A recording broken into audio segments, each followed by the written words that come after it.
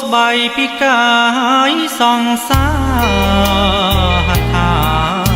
បានអង្អែលសពប្រានគ្មានសល់ត្រង់ណាក្លិនក្រអូបបងអោបថាកែវជីវ៉ា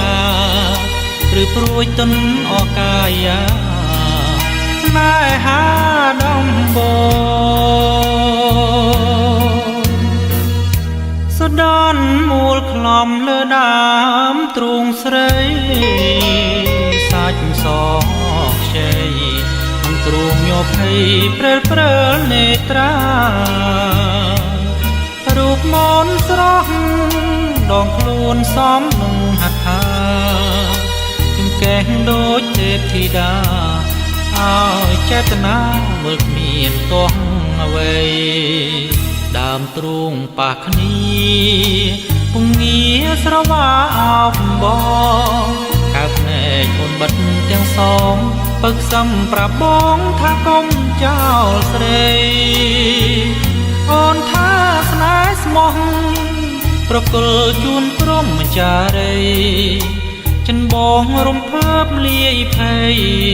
សែនស្ដាយពេលញ៉ាំងដឹងខ្លួនយល់សពច្បាស់ពេកបងស្ទើរស្រែកយំស្ដាយមៀងមុំមិនបានថ្នាក់ថ្នមឲ្យអស់ចិនដា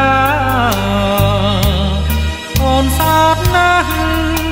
តើបើនៅដល់ទីណាជាតិនេះតើធ្វើយ៉ាងណាបានរួមស្នេហាដូចក្នុងសូបិន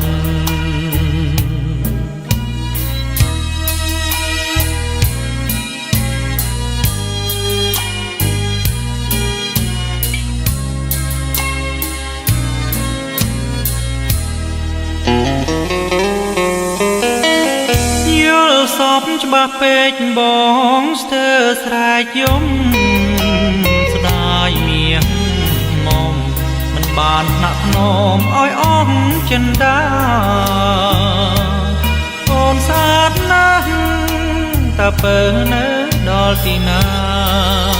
ជាតិនេះតើធ្វើយ៉ាងណាបានរួមស្នេហាដូចក្នុងសូបិន